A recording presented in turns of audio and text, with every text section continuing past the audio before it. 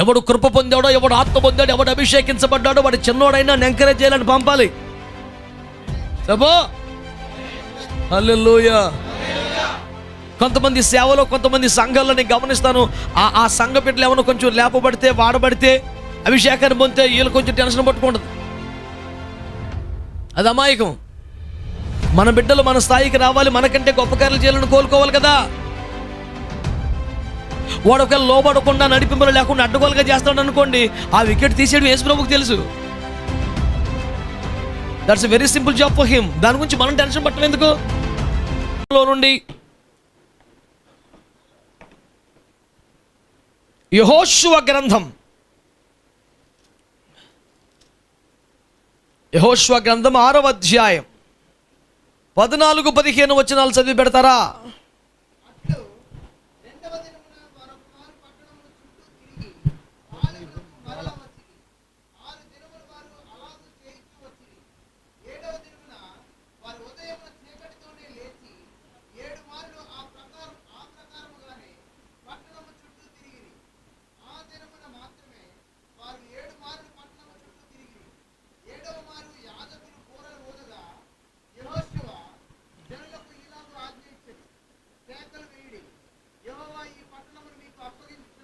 దేవునికి ఒక మంచి స్తోత్రం చెప్పండి.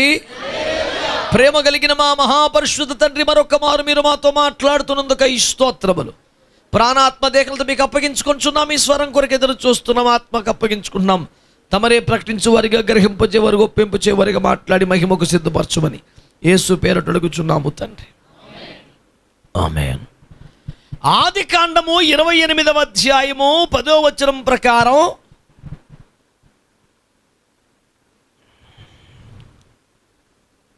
యాకోబు బెయేర్షెబా నుండి హారానుకు వెళ్ళుచుండగానే వచనం ఆధారంగా మన ప్రయాణం ఎటు నుండి ఎటు వెళుతోంది అనే ప్రశ్న లేవనెత్తి కొన్ని ఆధ్యాత్మిక ప్రయాణాలు మీ ముందు పెడుతున్నాను. మొత్తంగా ప్రభు నాకు ఇచ్చిన ప్రయాణాలు 7 రకాలు. అందులో 2వ ప్రయాణంలో 6వ పాయింట్ చెబుతున్నాం. ఇప్పుడు ఇంకా 5 ప్రయాణాలు ఉన్నాయి. దేవునికి స్తోత్రం. ఎవరు చెప్పట్లేదు ఏమిటి? స్తోత్రాలు చెప్పి బోరు కొడుతుందా భక్తులకి? అలా అయితే కనుక భక్తులు కాదు.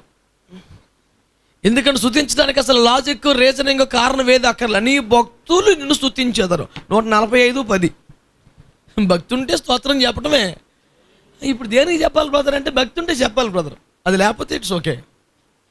ఎంతకన్నా ఉపదేశం ఏమి లేదు. యేసు రక్తం ఇచ్చి 147 ప్రారంభోత్సవాల ప్రకారం స్తోత్రము చేయటం ఒప్పిదాం, ఒప్పుకొని తీరాలంతే.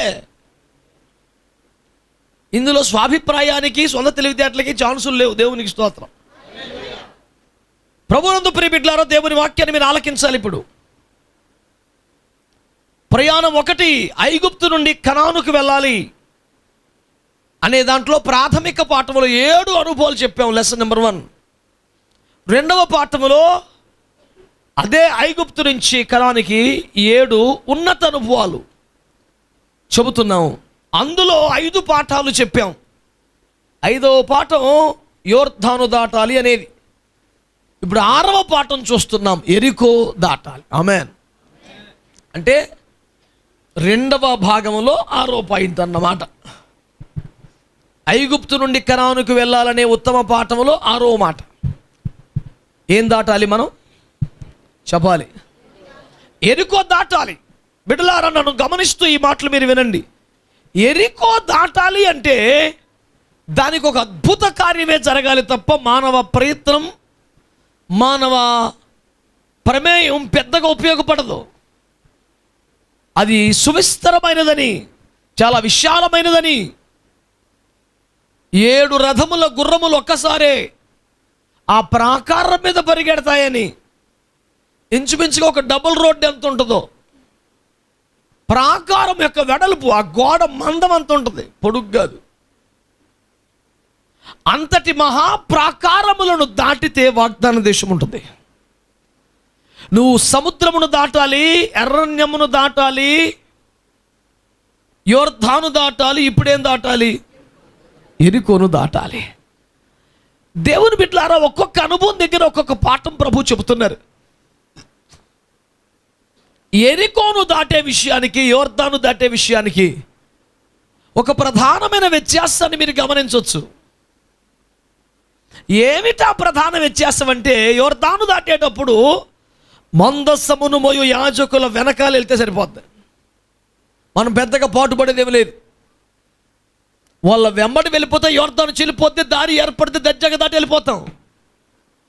కానీ యెరికోను కూల్చేటప్పటికి దేవుని బిడ్డలారా, ఒక పట్టణమును స్వాధీనపరుచుకునే, ఒక స్వాస్థ్యమును దేవుని వద్ద పొందగలిగే ఒక విజయవంతమైన ఆధ్యాత్మిక అనుభవానికి వచ్చేసరికి కేవలం యాజకుల వెంట నడిస్తే సరిపోదట. వారితో పాటుగా నీవు కూడా ఒక పని చేయాల. ఈ యెరికో ప్రాకారం చుట్టూ మనం 7 రోజులు తిరగాలి. మొదటి 6 రోజులు మందసమును మోయు బూరలు కలిగిన యాజకులు తిరుగుతున్నప్పుడు మీరు తిరగండి.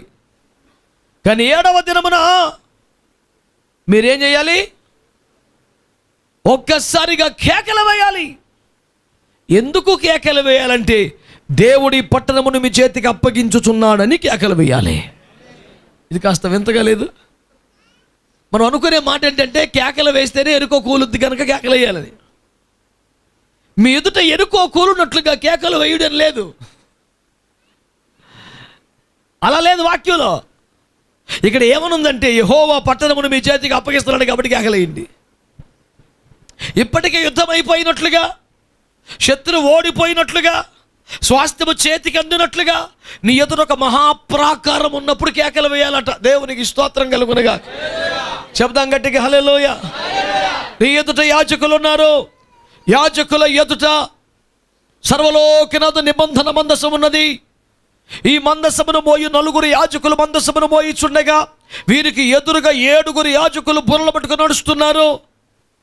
వారి వెనక మందసం, వారి వెనక ప్రజలు. వీళ్ళందరూ కూడా ఏం చేయాలట దేవుని బిడ్డలారా? తొలి 6 దినములు మౌనముగా వెంబడించి 7వ దినము సైగ చెయ్యగానే, బోరబోతగానే ఏం చెయ్యాలటండి? పెద్ద పెట్టున్న కేకలు వేయాలి. దేవునికి స్తోత్రం కలుగునగా. హల్లెలూయా. యోర్దాను దాటుటకు వెంబడిస్తే సరిపోద్ది. నా పాయింట్ వినండి. యోర్దాను దాటే వాళ్ళు చేయవలసింది ఏమిటి? మందసము మోస్తే యాజకుని వెంబడించాలి. ఎవరిని బడితే వాళ్ళు వెంబడిస్తే మీరు గమ్మించాలని చెప్పుకున్నాం. ఎవరి భారము కలిగి ఉన్నారో, ఎవరి భుజములు నలిగిపోయి ఉన్నాయో, ఎవరు లోక సంబంధమైన జెండాలు అజెండాలు మోయరో, ఎవరు నిబంధన గల దేవుని మందసమును మోయించిన చేత భుజములు నలిగిపోవచ్చున్నారో, ఎవరు తనకు అప్పగించబడ్డ చిట్ట చివరి ఆత్మ కూడా అవతల ఒడ్డుకు చేరున్నట్లుగా యోర్దాను మధ్యలో నిలిచిపోయి ఉంటున్నారో, అలాంటి ఒక సమర్పణ కలిగిన, భారము కలిగిన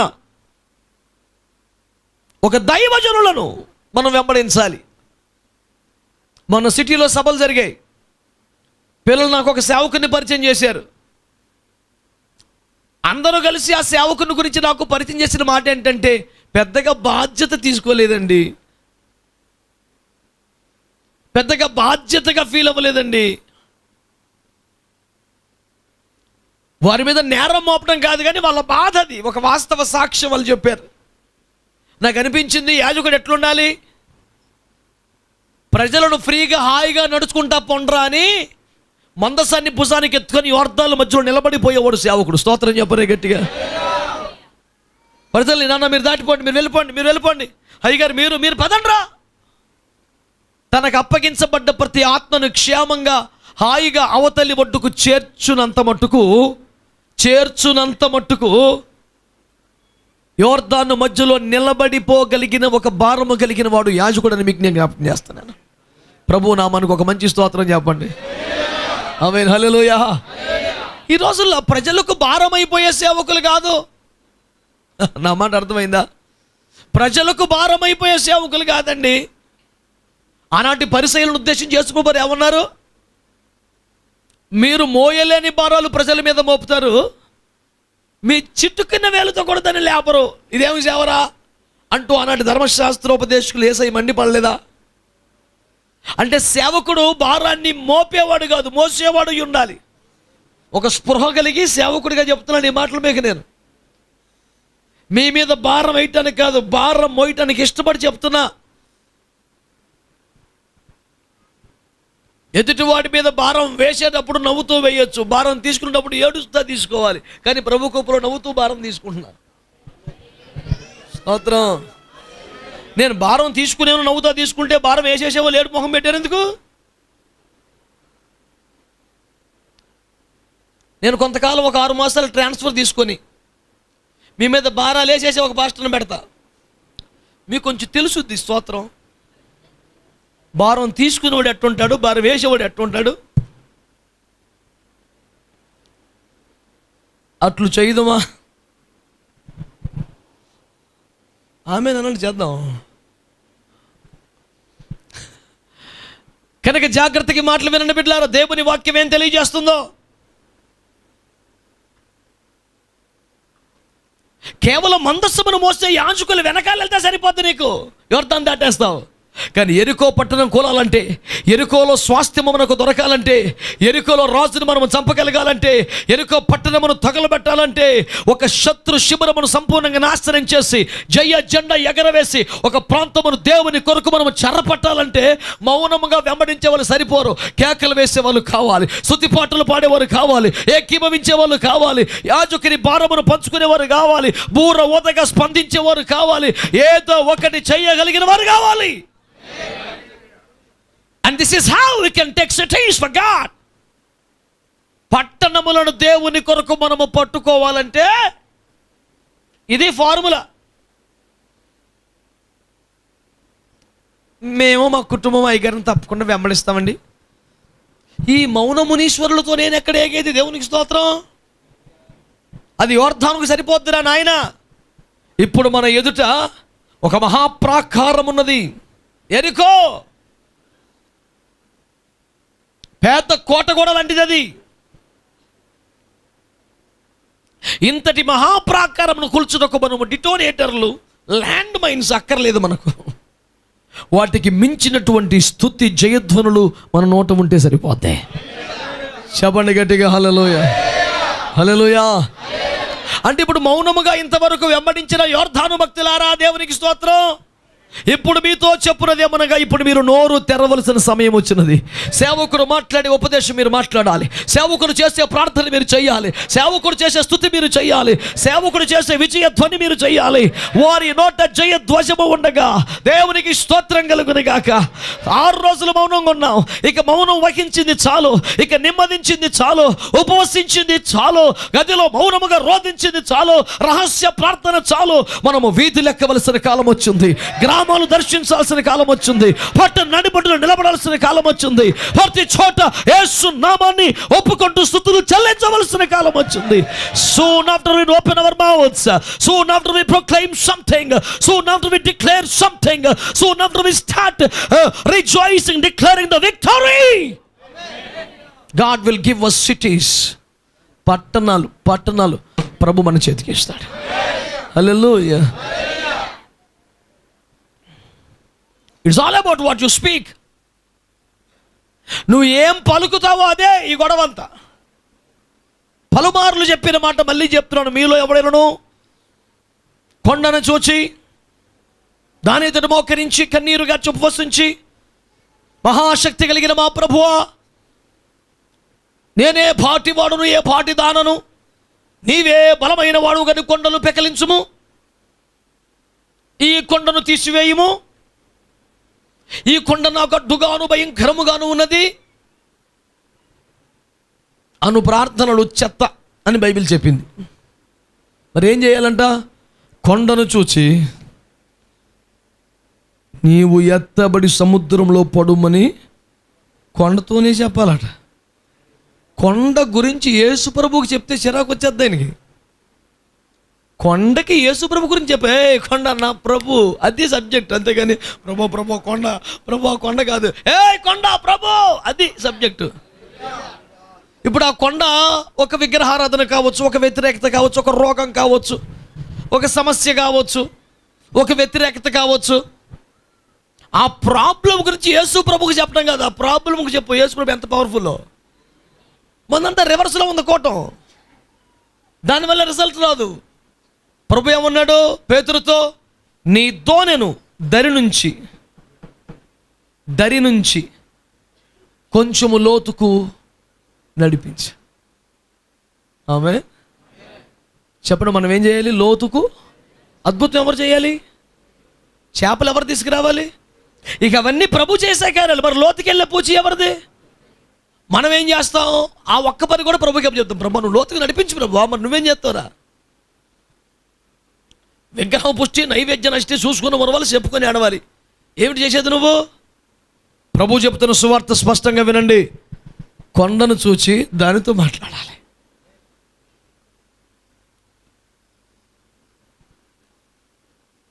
నా శరీరంలో ఉన్న ఒక కర్మాగారం ఉంది కదా, ఏమిటది? Sugar factory. అప్పుడప్పుడు కొంచెం రెచ్చిపోతుంటుంది. అప్పుడు నేనేం చేయాలి? ప్రభు కనికరించయ్యా, షుగర్ నుంచి బాతుల నుంచి విడిపించి ప్రభులా. ఏయ్ diabetes, I command to keep quiet. పిచ్చేసాలు ఏకు, నాకు మినిస్ట్రీ ఉంది, ఎదవేసాలు ఏవి కావా పైఎస్ రక్తమే జై. హల్లెలూయా. అందుకని కొంచెం షుగర్ ఎక్కువైపోయి ఉంటుంది. ప్రభా ఏసయ్యా ఏసయ్యా ఏసయ్య కనికరించి ప్రభా స్వస్థపరచుడు. యెహోవా సండే స్కూలా?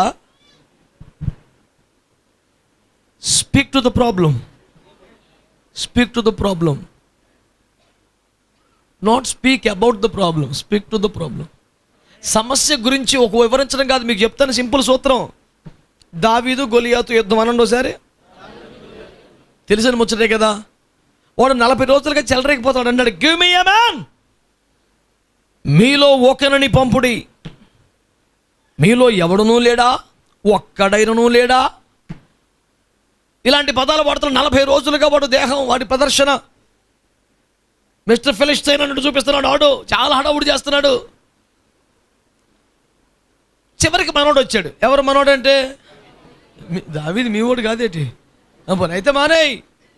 ఓడు సగర్వంగా చెప్తాం, మా దాబ్యాచ్చే యేసు రక్తమే జయం. గొలియాతు ప్రొఫెషనల్, దావీదు అనాయింటెడ్. మనది ఈ బ్యాచ్ కదా, మన దగ్గర ప్రొఫెషనలిజం లేదు. అనాయింటింగే యేసు రక్తమే జయం. హల్లెలూయా. చెప్పండి గట్టిగా. ఇప్పుడు కోటమేంటి తెలుసునా? సౌలు మహారాజు గారు అంటారు దరిద్రానికి, నీవు బాలుడు, వాడు బాల్యం నుండి యుద్ధాభ్యాసములు చేసినవాడు. ఈ నెమ్ము తక్కువ చేస్తున్నాడు, అన్యం ఎక్కువ చేస్తున్నాడు. మరి నువ్వు కూడా అన్య పొగిడేకి ఇంకా కూటమి ఎట్లుంటుంది? ఆడు గురించి పొగుడుకుంటున్నాడంటే ఓకే, ఆడికి అంతకన్నా ఎవడో తెలియదు ఫిలిస్తీన్లకి, ఆడే సూపరు. మరి మనకి, నేను నిశ్చయముగా వాడిని చంపేదోనండి. ఊరికా ఏం మాట్లాడుతున్నావు? చిన్న పిల్లవాడు వినవో, వాడు బాల్యం నుండి యుద్ధాభ్యాసములు చేసినవాడు. వాని ఈటే నేత కాని ధోని అంత పెద్దది. వాడి బాణములు మోసేవాడు ఒకడు. వాడు మహాపర్వతాకారం రా. వాడినేమో విపరీతంగా పొగిడేయటమా, దావీదును విపరీతంగా తగ్గించేయటమా?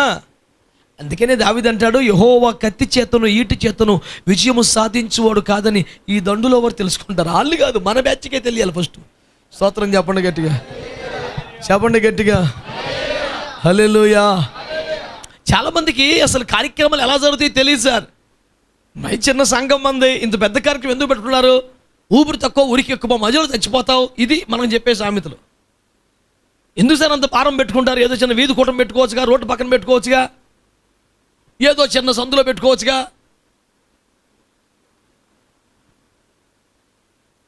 ఈ ఎలిమెంటరీ గాలితోనే వచ్చింది సావు. ఈ ఎలిమెంటరీ గాడు కృపలో రాజు అయిపోయాడు. దేవునికి స్తోత్రం. వాడు అక్కడ కూర్చొని దావీదును, రే నీళ్ళంటి వాళ్ళు రావాలి, రారా దేవుడు నన్ను మన పక్షంగా వెళ్ళరా అని అతన్ని రేపి రెచ్చగొట్టి బలపరిచి పంపేది పోయి. ఊరుకో, నువ్వు చిన్నపిల్లవాడు పోయి నీకేం తెలుసొచ్చు? ఆడు హెవీ ప్రొఫెషనల్. ఆడు చిన్నప్పటి నుంచి అన్ని ప్రాక్టీసులు చేశాడు. ఆడు పొద్దున్న లేచి పడిపోతే 500 సార్లు పడిపోతాడు. నీకేం తెలుసు? ఇవే చెప్పేది బోధ? ఇదే అండి అడిగి చెప్పేది?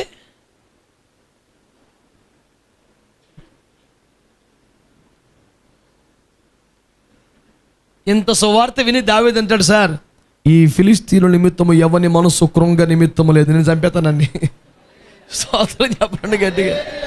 అది క్వాలిటీ అంటే. ఈ క్వాలిటీ నీకు ఎక్కడి నుండి వచ్చిందిరా? సింపుల్. నేను నా తండ్రి మందను కాయచుండగా ఈ మందలో ఉండేవాడికి ఆ ఎక్స్పీరియన్స్లు ఉంటాయి. రొట్టె అంటే తిరిగినోడికి ఉండవు. స్తోత్రం చెప్పండి గట్టిగా, చెప్పు గట్టిగా.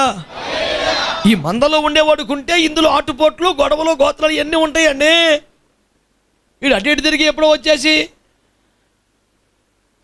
అబ్బే ఆడితో పని అవ్వదు. నేను చెప్తున్న సువార్త ఓపిక వినండి.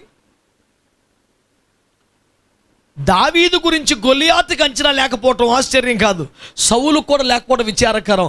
అంతకన్నా దారుణం సొంత అన్నయ్యకు లేకపోవడం బహు దుర్మార్గం.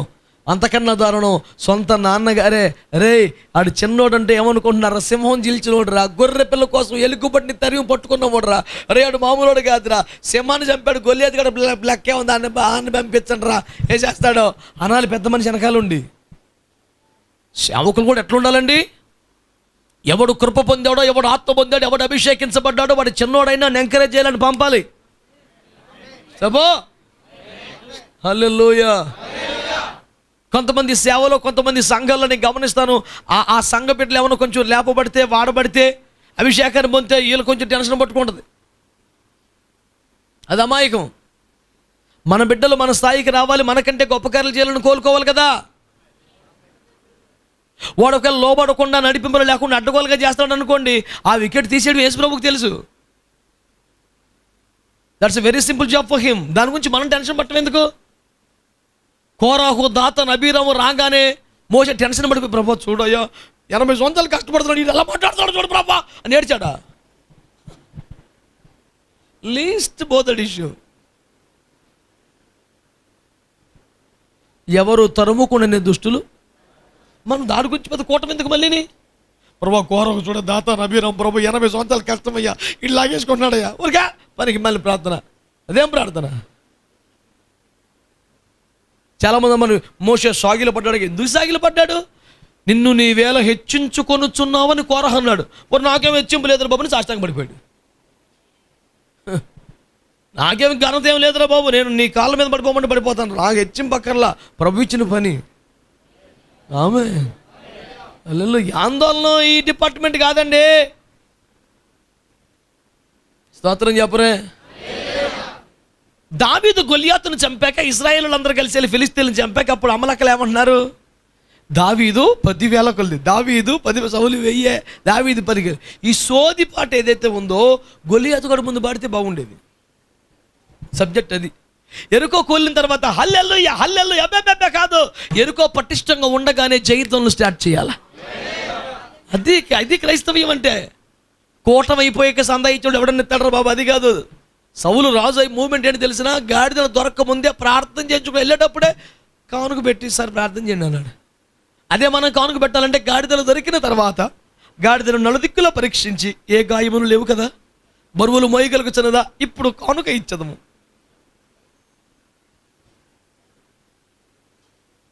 అట్టి వారందరికీ వందనములు.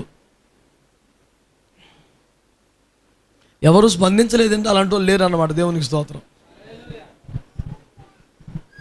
క్వాలిటీ ఉండాలి. మనం భక్తి చేసామంటే అమాయకంగా అడగకూడదు. దేవుడు పట్టణములు మన చేతికి అప్పగించాలనుకుంటున్నాడు. కొన్ని నేను చెప్తాను, ఒక్క రోజులో పాకేసే పందిర్లు ఉంటాయి, వారం రోజులు కట్టుకునే కొంపలు ఉంటాయి, సంవత్సరాల కొద్దీ కట్టే నిర్మాణాలు ఉంటాయి. దేని పని దాందే.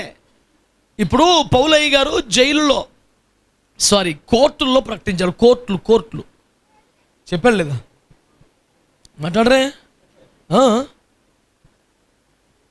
నేను ఇంకా ఊరికొచ్చి 12 రోజులు నవ్వలేదు, వీళ్ళందరూ ఇలాంటి కేసులు పెడుతున్నారు రాజా, ఎంత అమాయంగా మాట్లాడతాడు జరా. అక్కడ పేల్చిన బాంబు ఏంటండి?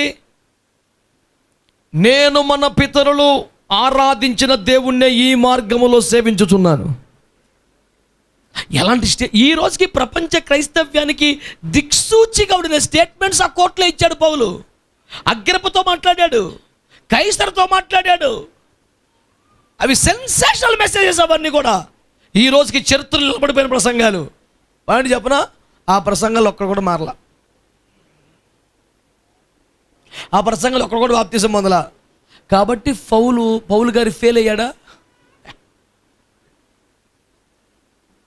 కొన్ని ప్రసంగాల వలన ఆత్మలు రక్షించబడతాయి, కొన్ని ప్రసంగాలకి రక్షించబడ్డ ఆత్మలు స్థిరపడతాయి, కొన్ని ప్రసంగాలకి స్థిరపడ్డ ఆత్మలు సేవలో తయారవుతాయి, కొన్ని ప్రసంగాలకి సేవకులు ఉజ్జీవాన్ని పొంది వాడబడతారు. ఒక్కొక్క సభకి ఒక్కొక్క ఫలితం ఉంటుంది. నీకు 2 చెవుల మధ్యలో కొత్త గొప్ప డెవలప్ అవ్వాలి. మరి అబ్బో ఏంటి కూటమి పెట్టి ఎవరు బాప్తీసం పొందాలి? అన్ని బాప్తీసం కూటమేనా?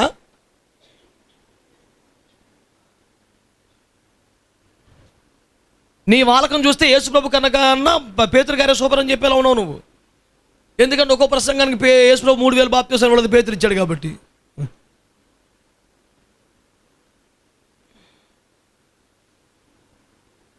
డెవలప్ అవ్వాలని కోరుకుంటున్నాను. ఎంతమంది అన్నారు హల్లెలూయా?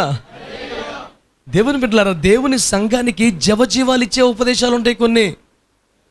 ఆమేన్, హల్లెలూయా. ఉదాహరణ చెప్తామండి. ఖాళీ భూమి దున్నేసి వెళ్ళిపోతాడు ఒకడు, ఇంకోటి వచ్చి దమ్ము చేస్తాడు, ఇంకొకడు వచ్చి నాట్లు పెట్టేస్తాడు. నాట్లు పెట్టేపటికి పొలం అంతా పచ్చగా కలకలాడిపోతుంటుంది. ఇప్పుడు దాకా వచ్చారు, వారం రోజులు పనిచేశారు, వేస్ట్. మీరు భలే వచ్చారండి, పొలం పచ్చగా అయిపోయిందంటే నువ్వు ఎంత అద్భుతమైన వ్యక్తివో మరి నేనేమన్నా నాకు అర్థమవుతావు. సరే, ఇంకో 2 నెలలకి 4 రోజులకి కలుపు మొత్తం అందరూ వస్తారు, కలుపు మొక్క లేకుండా పీకి వెళ్ళిపోతారు. ఆ తర్వాత పొలంలో ఏం కనపడుద్ది? ఏమీ కనపడదు, కలుపు ఉండదు అంతే. 10,000 రూపాయలు కూలి అయింది, మాకేం కొత్తగా ఫలం ఎక్కడ వస్తుంది ఫలం? ఈ కలుపు తీసిన కొంతకాలం ఇంకోటి ఎరువు ఎత్తాడు వచ్చి, అప్పుడు కనపడదు. లాస్ట్లోకి తడెడతారు, అప్పుడు కనపడదు. కోత కోసిన తర్వాత, కుప్ప నూర్చిన తర్వాత, తూర్పారబట్టిన తర్వాత అప్పుడు కనపడద్దు ఫలం. దేవునికి స్తోత్రం కలుగునుగా. అందరూ చెప్పట్లేదు ఎందుకని? హల్లెలూయా. అన్ని ఇన్స్టెంట్ కాఫీలు, ఉప్మా, ప్రియ ఉప్మా వ్యవహారాలు కాదు సేవ అంటే. దేవునికి స్తోత్రం చెప్పండి. 5 రూపాయలు పొట్లం కొనుక్కొచ్చి కట్ చేసి గ్లాసు వేడి నీళ్ళు పోసేది ఉప్మా రెడీ, అట్టుండదు సేవ.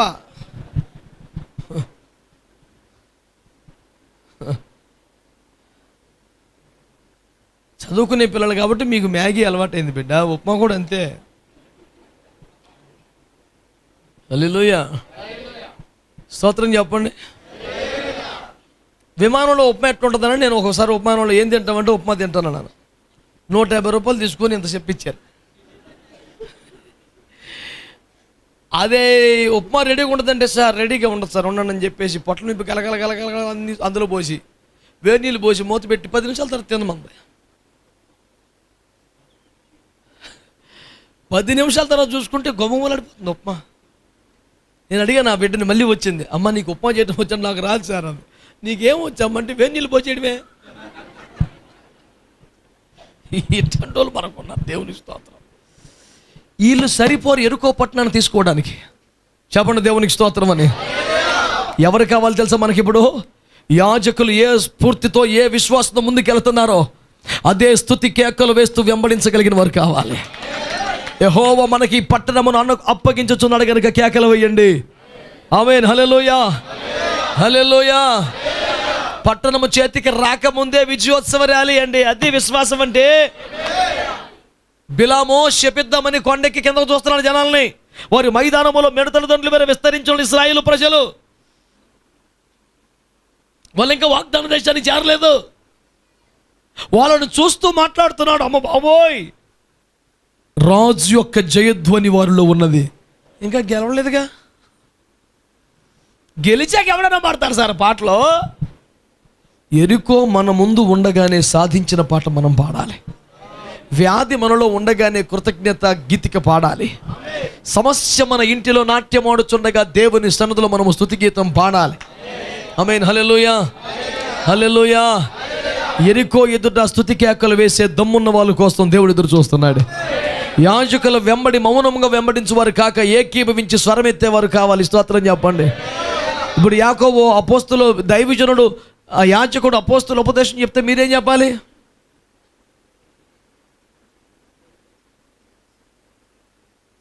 మీ మౌనం పాడుగాను. ఇప్పుడు ఏం చెప్తే ఏం తక్కువ వస్తుంది, నా మొహం చూస్తారేంది? దైవజనుడు అపోస్తులు బోధ చెప్తే మీరేం చెప్తారు? దానికి ఎంతసేపు ఆలోచించాలి? మళ్ళీ నువ్వు యూత్ మళ్ళీ చూడు, ఎటు చూడు యూతే. హల్లెలూయా. బిడ్డలారా, నేను మీకు జ్ఞాపకం చేస్తున్నాను, ఈ పూట వాక్యాన్ని శ్రద్ధగా వినండి. మీరు మౌనముగా దైవజనుని వెంబడించారు, యోర్దాను దాటుతారు. కాదనటం వల్ల. కానీ ఎరుకోను కొల్చాలంటే ఏం చేయాలి చెప్పండి? దైవజనుడి వెనక కేకలు వేసే వాళ్ళు ఉండాలి, ఏకీవించే వాళ్ళు ఉండాలి, అవునని చెప్పే వాళ్ళు ఉండాలి, ఆమె అని చెప్పే వాళ్ళు ఉండాలి, పాడే వాళ్ళకి ఆడే వాళ్ళకి ఆరాధించే వాళ్ళుగా ఉండాలి. ప్రేక్షకులు సరిపోరు.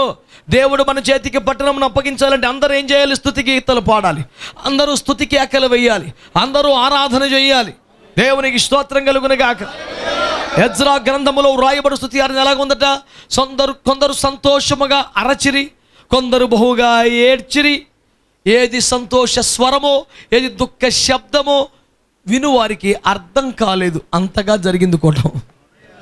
ఆరాధన అంటే ఎట్లా ఉండాలి? ఏడ్చేవాడు ఏడుస్తాడు, అరిచేవాడు అరుస్తాడు. ఒక నూతన దర్శనం కలిగిన వాడు ఆమేన్ అంటాడు ఆ దర్శనంలో జరుగుతున్న కార్యాన్ని చూసి. ఏమండి, ఒకనికి ఒక శ్రేష్టమైన కిరీటం ప్రభువు పెడుతున్నప్పుడు నాలాంటోడికి ఇంత భాగ్యమని ఆడు ఏడుస్తుంటాడు. ఏడ్చేవాడు ఏడుస్తాడు, పశ్చాత్తపడతాడు, విజయ కేకలేసేవాడు వేస్తాడు. ఇది మొత్తం కలిపితే దాని పేరు స్తుతి ఆరాధన. స్తుతి ఆరాధన అంటే ఒక హార్మోనిలాగా అందరం కలిసి ఒకేలాగా ఇది ఒక స్పీడ్ పాట, ఒక స్లో పాట. ఏ కేసి స్తుతి ఆరాధన?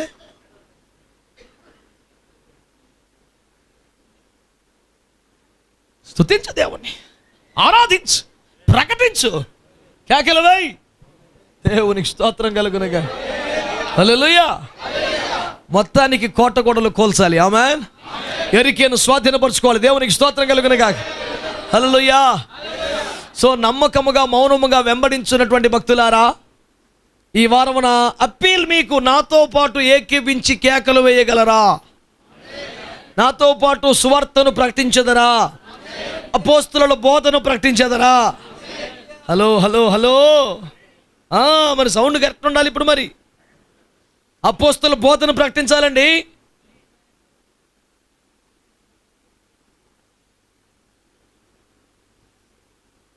ఎరుకో ఎదుట విషాద గీతికలు పాడకూడదు. ప్రభువా, నీ చిత్తమైతే ఈ కోటను మాకు అప్పగించయ్యా, నీ చిత్తమైతే ఎలానాడు వచ్చినట్లుగా భూకంపం వచ్చి ఇదంతా కూలిపోవాలి ప్రభువా. యేసుప్రభుకి ఎలా చేయాలో నువ్వు హింట్ అందించక్కర్లా.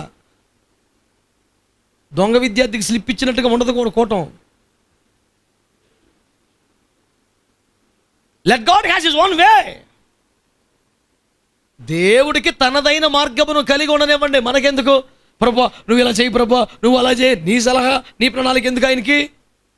ఎర్ర సముద్రం పాయలు చేశాడు. అంతకుముందు ఎప్పుడు ఏ సముద్రం అని చీల్చాడా? కొత్త స్టైల్లో చేద్దాం అనుకున్నట్టు దేవుడు చేయని, మధ్యలో నీకెందుకు? అలనాడు ప్రభువా సముద్రం చీల్చా ప్రభు, మాకు కూడా సేమ్ అలాగే చేయి. ఇదేం కూటమరా? ఆయనకి ఇంకా కొత్త స్టైల్లో నీకు నూతన కార్యం ఇంతవరకు ఎవరు చేయరు అద్భుతం చేద్దామని ఉంది నీకు. ఆయన చేయనియో, నీ సాక్ష్యం ఒక చరిత్ర అయిపోవాలనుకున్నాడు ఆయన. చేయనియో అలా కాదు, నాకు కుదరదు ప్రభా, సేమ్ అక్కడ జరిగింది సేమ్ అదే జరగాలి. నిన్ను ఒక కొత్త సాక్షిగా ప్రభు పెట్టాలనుకుంటున్నాడు. బిడ్డ నీకు ఎందుకు సేమ్ అది కావాలి? అర్థమైన వాళ్ళు స్తోత్రం చెప్పండి. ఒక నూతన మార్గం ప్రభు నీ కొరకు తెరుస్తాడు. హల్లెలూయా. మనమందరం ఒక విశ్వాసంతో ప్రార్థన చేద్దాం. ప్రభు పట్టణం మన చేతికి అప్పగించండి. ఏం అప్పగించాలి? పట్టణం మన చేతికి అప్పగించాలి. అప్పుడు మనం ఏం చేయాలి? యాజకులు విశ్వాసులు ఒక్క స్వరముతో యేసయ్య దైవత్వం విషయంలో నా స్వరం మీ స్వరం ఒకటా వేరువేరా? మాట్లాడాలి. పరిశుద్ధాత్మ నింపుదల విషయంలో నా స్వరం మీ స్వరం ఒకటేనా? మాట్లాడు. యేసయ్య రాకడ విషయంలో నా స్వరం మీ స్వరం ఒకటేనా? చెప్పండి. మన సమర్పణ విషయంలో నా స్వరం నీ స్వరం ఒకటేనా? వైరాగ్య విషయంలో సౌండ్లు తగ్గుతున్నాయి.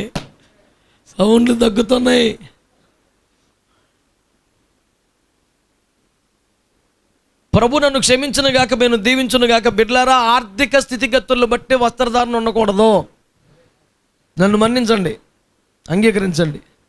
ఆర్థిక స్థితిగతులు కాదు వస్త్రాలకు కారణం. మన హృదయంలో ఉన్న దీనత్వాన్ని ప్రతిఫలింపజేయాలి వస్త్రం. అర్థమైందా? అంటే ఒకప్పుడు అంటే మరి ఏదో మరి చాలీచాలని జీతాలు సంతలో సొక్క కొనుక్కొని వేసేసుకునేవాడిని. ఇప్పుడు నన్ను ప్రభు బహుగా ఆస్వాదించినాడు కనుక ఫలాని దైవజనుల వలె, దేవునికి స్తోత్రం, హల్లెలూయా. మన గౌరవ ప్రధానమంత్రి వలె, దేవునికి స్తోత్రం, నేను ఖరీదైనటువంటి సూట్లే ధరించదను అనుకొనవద్దు. మిగుల వెలగల వస్త్రములు వద్దు అన్నాడు యేసయ్య. నేను చెప్పేది సూటు బూటు కాదు, సూటా బూటా కాదు, ఇది ఏదైనా సరే.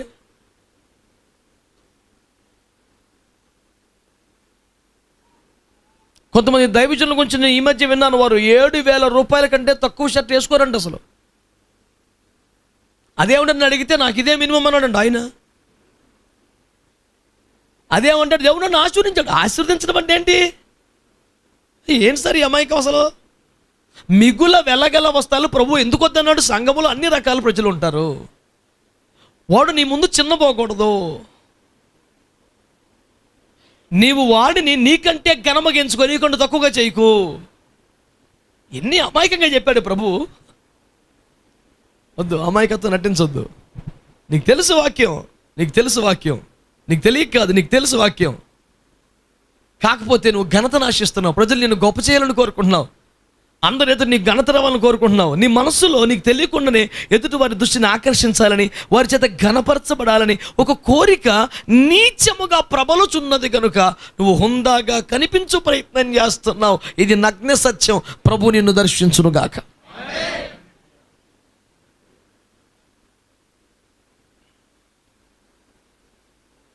కాకరకాయ కూరలో బెల్లం వేసి వండే ఫార్ములా నాకు నచ్చదు. ఒంటికి చేదు తగలాలనే, నోటికి చేదు తగలాలనే, ఒంటికి చేదు మేలు చేయాలనే దేవుడు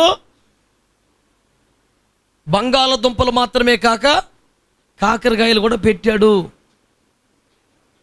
దేవునికి స్తోత్రం. ఆ చేదు అప్పుడప్పుడు అవసరం నాన్న, మనకు ఆరోగ్యం అది. ఇన్ని కాకరకాయలకి ఇంత బెల్లం వేసేస్తావా నువ్వు? ఈ పాపిష్టి బోధ నేను చేయలేను, నా వల్ల కాదు. ముద్ద పెడితే చేతి దగలాలు వేసి రక్తం వేసేయి, మొత్తం పైచి విరిగిపోద్ది, ఆరోగ్యం వస్తుంది. హల్లెలూయా చెప్పండి మంచిగా, హల్లెలూయా. కనుక దేవుని మీద అప్పుడప్పుడు దేవుడు పెట్టినటువంటి, ఇప్పుడు రోజు కాకరకాయ పెడుతూ బాధపడాలా? అందుచేత శ్రద్ధకి ఈ మాటలు వినండి. దైవజనుడి బోధ ఒకటి, నీది ఒకటైతే ఎట్లా? కోటలు కోలొద్దా అండి? ఏకీపించువా నీవు? ఒక్కసారి బోర్ర ఊదేసరికి నువ్వు కేకలు వేయగలగాలి. దేవునికి స్తోత్రం కలగనగా. ఆమేన్, హల్లెలూయా, హల్లెలూయా. నేను చెబుతున్నట్టు ఒక నగ్న సత్యమేమనగా, పట్టణమును స్వాధీనపరుచుకున్నట్టుకు యాజకులు ఒక్కరు సరిపోరు, సంఘము భాగస్వామి కావాలి. ఏమాత్రం ఫోజు లేకుండా, భేషణాలు లేకుండా యథార్థంగా చెప్తున్నా, ఆత్మలను సంపాదించుకున్నట్టుకు, పట్టణమును పట్టుకున్నట్టుకు నా ఒక్కడి వల్ల కాదు.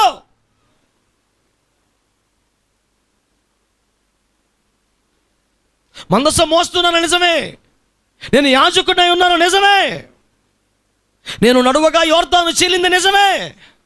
అయినా యెరికోను స్వాధీనపరుచుకున్నట్టుకు మీ సహకారం నాకు కావాలి. హల్లెలూయా. ఎంతో భయంకరమైన విస్తారమైన సేవ మన ముందుంది బిడ్డలారా.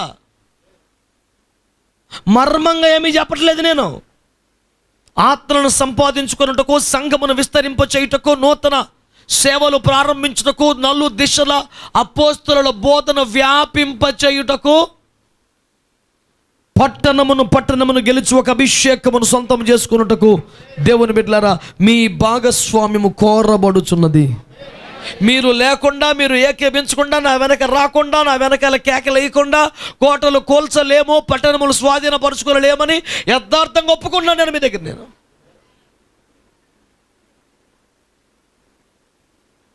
మీరేమీ లేకుండా నేను మీ ముందు సముద్రాలు చీల్చేశాను, దేవుని కృపలో యోర్దాను దారి చేశాం. చాలా అనుభవాలు మీ ప్రమేయం లేకుండా చేసుకొచ్చాం. కానీ పట్టణమును స్వాధీనపరుచుకునే పరిచర్య మీరు లేకుండా అవ్వదని మాత్రం మనవి చేస్తున్నాను. నీవు చాలా ఇంపార్టెంట్, నీ స్వరం ఇంపార్టెంట్, నీ మాట ఇంపార్టెంట్, నువ్వు నాతో కలిసి నడవడం ఇంపార్టెంట్, నువ్వు ఏకీభించడం ఇంపార్టెంట్, నువ్వు మాట్లాడడం ఇంపార్టెంట్, నీ పాట, నీ సాక్ష్యం, నీ ప్రార్థన, నువ్వు చేసేది ఏదైనా ఇందులో ఇంపార్టెంట్ అని మనవి చేస్తున్నాను. నీ భాగస్వామ్యం కీలకం.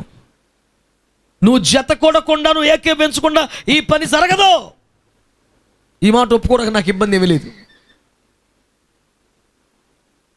దేవునికి స్తోత్రం కలుగునుగా. ఎరికో కూలాలంటే నువ్వేం చేయాలో తేటగా దేవుని వాక్యం ద్వారా తెలియజేస్తా. ఎరికో కూలాలంటే ఎలా చేయాలి?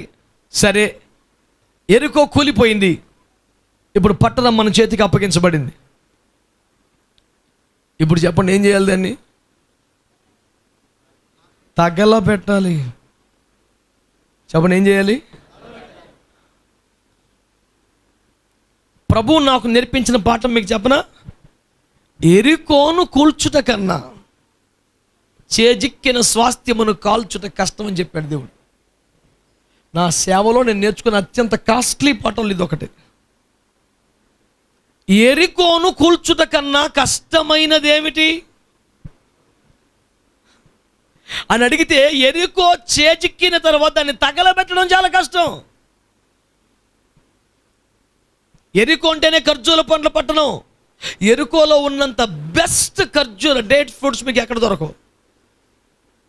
హోలీ ల్యాండ్ ట్రిప్లో ద బెస్ట్ డేట్స్ ఎక్కడ దొరుకుతాయంటే ఎవడని టక్మని చెప్పేది ఎరికో. ద బెస్ట్ లెదర్ ఎక్కడ దొరుకుతుంది ఇప్పటికీ? ఎరికో. ఖర్జూర పంటల పట్టణం అదే, అభివృద్ధి చెందిన పట్టణం ఆ రోజుల్లోనే, విలువైన సొత్తులు కలిగిన పట్టణం అది ఆ రోజుల్లోనే. అలాంటి సుందరమైన నగరం నీ చేతికి అప్పగించబడితే నువ్వేం చేయాలి? ప్రాకారం అంతా కూలిపోయి పట్టణం నీ చేతికి, నీ ఇష్టం. మళ్ళీ మళ్ళీ చెప్తున్నా, ప్రభు నా నేర్పిన పాఠం. ఎరికో కోటలు కూల్చుట కంటే ఆ నగరం తగలబెట్టడం చాలా కష్టం. ప్రాణం అప్పదు. చొత్త బంగారం లాంటి ఇల్లులు, ఎక్కులేసిన బంగారం, అయ్యి బాబోయ్, ఆ సొత్తు తగలెట్టేటమా? దేవుని కృపలో జయించటం ఎంత గొప్ప, జయించిన దానిని అనుభవించకుండా వదిలేయటం అంతకన్నా గొప్ప. ఇస్సాకును పొందుకొనుట కన్నా ఇస్సాకును బల్యర్పణ చేయటం గొప్ప. చిన్న పాఠం కాదు ఇది, అమాయకమైన టీచింగ్ కాదు, అర్థం చేసుకోండి. అబ్రహాము విశ్వాసముతో ఇస్సాకును పొందుకొనును, దేవునికి స్తోత్రం. అది ఎంత గొప్ప పాఠమో.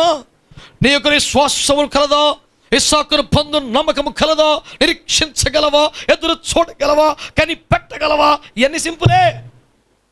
కానీ ఇస్సాకును బలిపీఠ మీద పెట్టగలవా, అది కష్టం నాన్న. సింపుల్గా 7 రోజులు తిరిగేసి కేకలెత్తే కోట కూలిపోతుంది. కానీ కళ్ళెదులో తన్నులు కొద్ది బంగారం కనపడుతుంటే తీసుకోకుండా తగలెట్టేయడం చాలా కష్టం. నీవు అనుభవించిన స్వాస్థ్యం. కొన్ని పాఠాలు మీకు చెప్తాను చూడండి. యోహాను 21, తిబెరియా సముద్రం, పేతురు పునరుద్ధాన దర్శనం తర్వాత కూడా మళ్ళీ చేపలకి వెళ్ళిపోయాడు. ఒంటి మీద నూలు పోగు లేకుండా చేప, ఒంటి మీద వస్త్రం పోతాం మనకి ఫీలింగ్ ఏమి లేదు. చేప దొరికితే చాలు, చేప కావాలి, తెగ తిరిగి ఎత్తాడు, ఒక చేప లేదు. యేసు ప్రభు ఒడ్డుకు వచ్చాడు. పిల్లలారా, తినుటకు మీ వద్ద ఆహారము కలదా అన్నాడు. లేదు ప్రభువా, రాత్రంతా శ్రమ పడినా. ఇది ఎప్పుడుది? సేవ ముందుకి వలలో బాగు చేసిన పాట. 3 సంవత్సరాల తర్వాత మళ్ళీ ఇదే పాట పాడుతున్నాడు.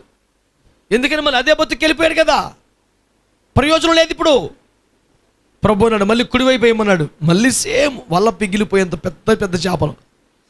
ఇన్ని చేపలు పట్టుకొని బయటకు వచ్చాక ఆ చేపలు ఏమైనా ఉపయోగపడ్డాయా? అది పాయింట్ అక్కడ. ఇదివరకు చేపలు ఉపయోగపడ్డాయి, ఇప్పుడు ఎందుకు ఉపయోగపడ్డాయి అసలు?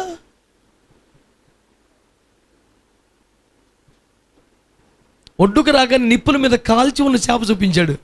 వావును, తిను. నేను పట్టిన చేపల వలన ఇప్పుడు ఆకలి తీరదా? రెడీగా ఉంది, కాల్చుకొని తిను అంటే. నేను చేపలు పట్టకపోయినా పనిచేరు కదా. అవును, మరి ఎంత కష్టపడి పట్టాను, మరి ఎందుకు పట్టావు?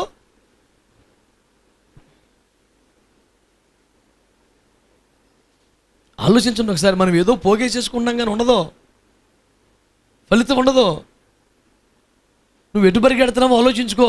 చెప్పిన బోధ ఓపిక విను, నేను చెప్పేది అది. హల్లెలూయా, హల్లెలూయా. మంచి వాళ్ళందరూ చెప్పండి హల్లెలూయా.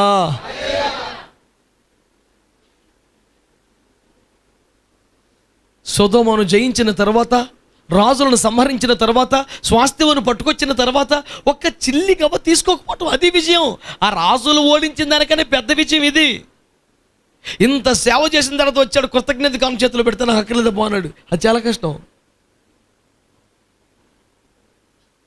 యుద్ధము చేయకముందే నీ పక్షంగా పోరాడాలంటే నాకు ముందు కానుకేమని అడిగే వాళ్ళు ఉన్నారు బోల్డు మంది.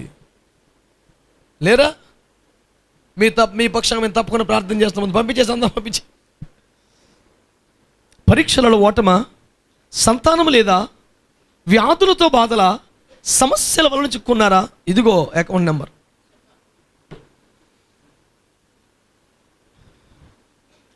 వీడు ముందే లాగేస్తున్నాడు, వేసి రక్తం వేసి. కానీ అబ్రహాం అంటాడు, వాడి పక్షంగా యుద్ధం చేశాడు, స్వాస్థ్యం పట్టుకు చేతిలో పెడుతుంటే వదిలే వెళ్ళిపో. యుద్ధం చేయటం కానీ ఇది కష్టం సార్. నా పాయింట్ పట్టుకోండి మీరు.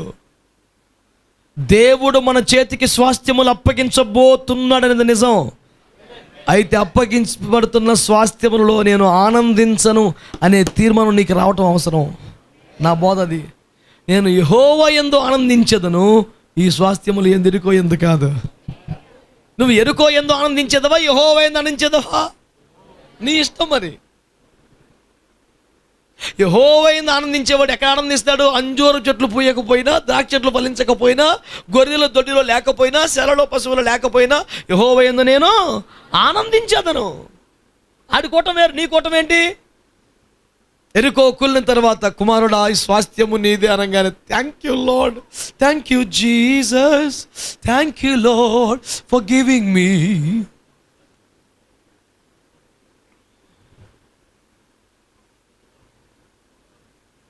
మనిషికి ఉంటే దండి అంట, పశువుకి తింటే దండి అంట.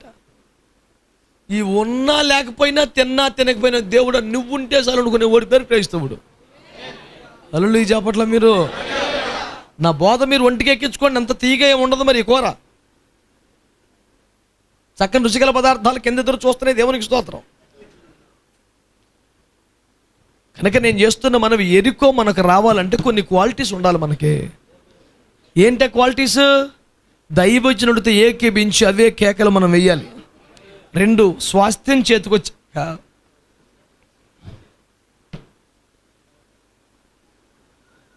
డబ్బు నీ చేతికి వచ్చిన తర్వాత ఎంజాయ్ చేయకూడదు. అది నా ఒక్క పాయింట్ వినండి. నా 95వ సంవత్సరాలు యేసయ్య నేర్పాడు నాకు. పగలు ఎండ దెబ్బ, రాత్రి వెన్నెల దెబ్బ. 95లో చెప్పాడు ప్రభు నాకు. వచ్చిన కొత్త, ప్రభు ఎండ దెబ్బ తగులను చూశాను కానీ వెన్నెల దెబ్బని ఎప్పుడు చూడలేదు ప్రభు. ఎలాగ ప్రభు అని ప్రార్థన చేస్తే ప్రభు చెప్పడం పిచ్చోడా, ఎండ దెబ్బ అంటే కష్టాలు రా, వెన్నెల దెబ్బ అంటే సంపదలు రా. ఇప్పుడు నీకు ఎండ దెబ్బలో ఉన్నావు, తిండి లేదు వారానికి 5 రోజులు, రేపొద్దున సమృద్ధి ఇవ్వబోతున్నాను నేను నీకు. ఇప్పుడు ఎలా ఉన్నావు అప్పుడు అలాగే ఉండాలిరా, జాగ్రత్త అన్నాడు.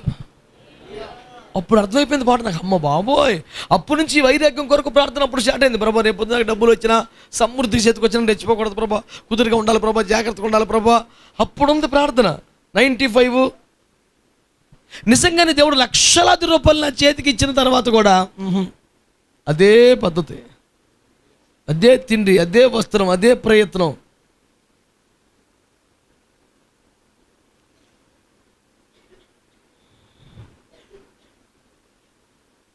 మొన్న ఒకటి చేయి కొంచెం దూరంగా పెట్టి నడుతున్నాడు. ఏమన్నా బలహీనత వచ్చిందేమో నేను అనుకున్నాను. ఏమీ లేదు. ఏమన్నా ప్రాబ్లం అని అన్నాడు. ప్రాబ్లమ్స్ తీరిపోయినాయి సార్ అన్నాడు. మరి చేయి దూరంగా పెట్టామంటే ఇదిగో 4 ఉంగరాలు ఉన్నాయి చేతికి, అవి కనపడొద్దు, కొంచెం దూరంగా నడుస్తున్నాడు. నేను అడిగి ఏమన్నా ప్రాబ్లం అయిందేమో, నాన్న ఏమన్నా ప్రాబ్లం అంటే లేదు సార్ ప్రాబ్లం తీరిపోయింది అన్నాడు. మాట్లాడితే మైకు మారుతున్నాడు. ఎందుకు నీకు కనపడొద్దు, తగిలించాడుగా, తగిలింపు. ఓరి నాయనా, బంగారు వీధులలో తిరిగేదను. అది మన రేంజ్ ఏంటి సార్? బంగారు వీధుల్లో తిరుగుతాం. రోడ్డు కొత్తగా వేస్తే ఇంత తారు తీసుకొచ్చి దారం గుచ్చుకొని మెల్ల కట్టుకుంటావా? తారు ముద్ద, తారు కంకర్రాయి కట్టుకుంటావా మెల్లో? సూదిగడికి దిష్టి తీసి చెప్పు కట్టినట్టు. మనం ఎందుకు కట్టుకోమంటే అది మన కాళ్ళ కింద ఉంటుంది. మనకు అవగాహన వచ్చింది మనకి. మొన్న ఒకడు అంటాడు, యేసుప్రభుకి బంగారం అంటే చాలా ఇష్టం, మీకు ఎందుకు ఇష్టం లేదు అంటాడు. నేను యేసుప్రభుకి ఇష్టం కాబట్టి నాకు ఇష్టం లేదు. అదేంటంటే అన్నంతే. మహిమ నాది అన్నాడు, నేను తీసుకోను. స్తుతి నాది అన్నాడు, నేను తీసుకోను. బంగారం నాది అన్నాడు, తీసేసుకోను, నాకు వద్దు.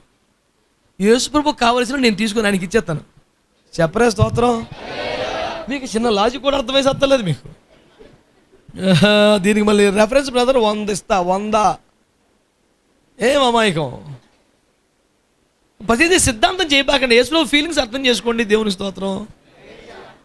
నాకు చెందవలసింది ఇంకొకటి చెందనేమని అన్నాడు, అర్థం చేసుకో. నువ్వు బలవంతంగా లాగేసుకుంటే బాగోదు, మనం ఇచ్చేసుకోవాలా. హల్లెలూయా చెప్పండి, హల్లెలూయా.